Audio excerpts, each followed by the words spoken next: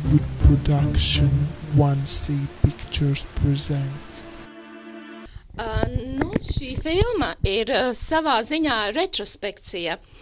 Tas ir balstīta uz stāstu par latviešu jauniešu grupu. Noteikti nebija viegli veidot filmu ārpus ierastās vides, ārpus Kalifornijas, vēl jo vairāk Amerikas. Yes. Tas bija, es jutos briesmīgi, es jutos nervous, terrified. Uztraukusies. Right, uztraukusies, ļoti uztraukusies. Bet jau pirmajās nedēļās, kad mēs sākām šo projektu, es sapratu, cik šie jaunieši ir talantīgi un ar milzīgu potenciālu. 29 brīnišķīgi, ekscelenti jaunieši. Jā, un beigās es viņus iemīlēju kā savus bērnus. Kāds ir filmas sižets? Filmā darbojas 4 jauniešu grupas. Jūs ziniet, tā kā Mafia Family. Un dažādi apstākļi ietekmē, viņi ir spiesti dalīt kopīgu teritoriju, pilsētiņu Dacwood. Viņi mācās sadzīvot savā starpā, bet family ambitions neļauj viņiem nekādu kompromisu. Un tad šī atmosfēra paliek ļoti asa un sākas cīņa.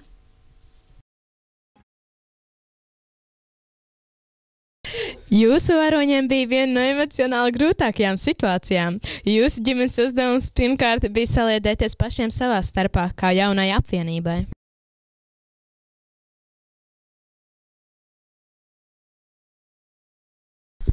Protams, tas mums kā aktieriem uzliek lielu atbildību, un tas nozīmē let the show begins. Jo tas bija tiešām interesants process ne tikai sižetiskajā līnijā, bet arī filmēšanas laukumā.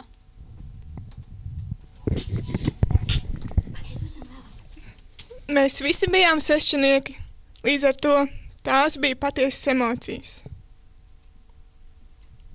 Būt svešiniekiem. Mūsu apvienībai turpmākās cīņas bija īpaši smags pārbaudījums, bet nenoliekšu, tas bija arī stimuls saliedēties. Kā teica kāds gudrs cilvēks, tāfelē ir tāfeles tiesības. Un ko vien var galvā dari. Un pats galvenais skaldi un valdi. Nu par to tad arī saskandināsim.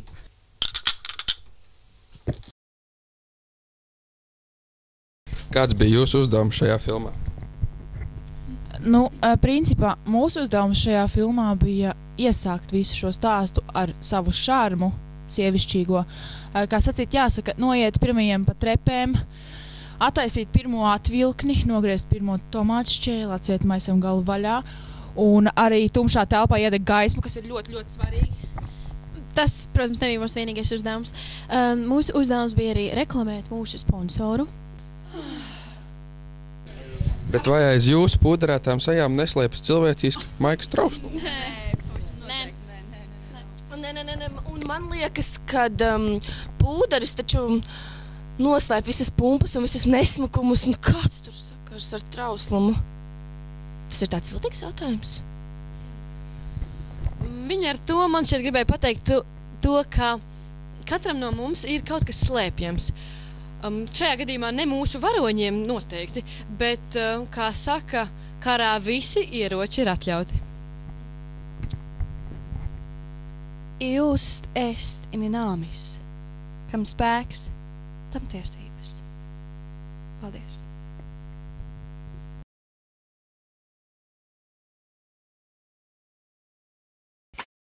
Cik noprotu, tad jūsu varoņu apvienība bija viskaravīgāk noskaņotā? Nē, tas ir par stipru, daudz par stipru teikts.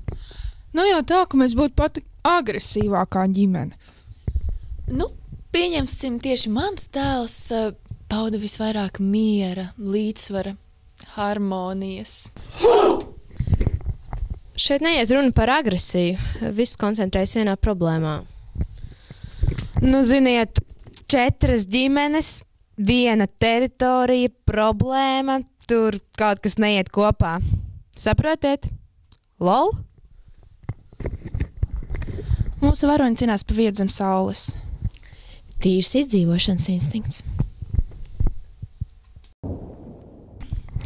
Šī situācija bija pagrieziena punkts par 90, 180, ne, 360 grādiem. Principā man tas ietekmēja ļoti maz, jo reāli mīlestības dēļ es būtu gatavs nocelt Budu no kalniem, iemācīt caulim dejot stepu. Un vispār filmēšanas laikā es sapratu, ka ceļš, kas iet mīļotā cilvēka dēļ, nekad nav veltīgs.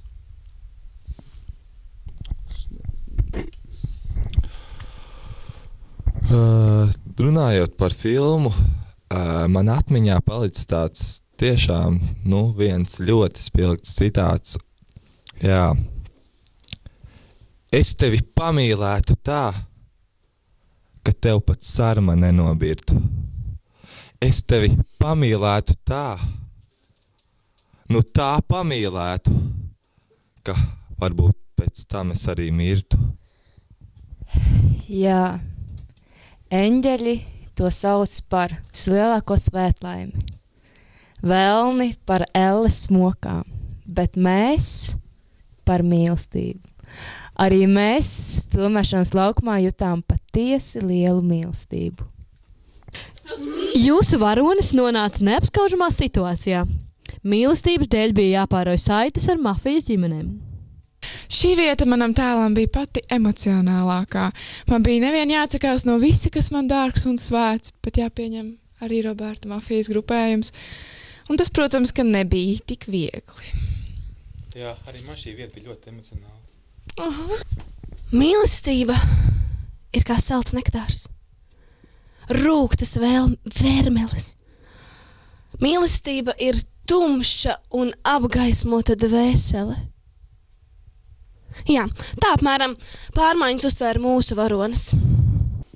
Vai jūsu varoņi uzņēmās atbildību par izirušajām ģimenes saitēm? Principā, kas tur ko uzņemties?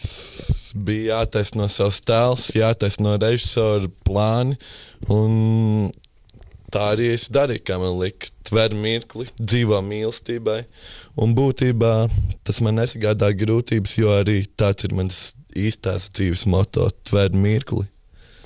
Varbūt saskārāties ar kādām grūtībām filmēšanas laukumā?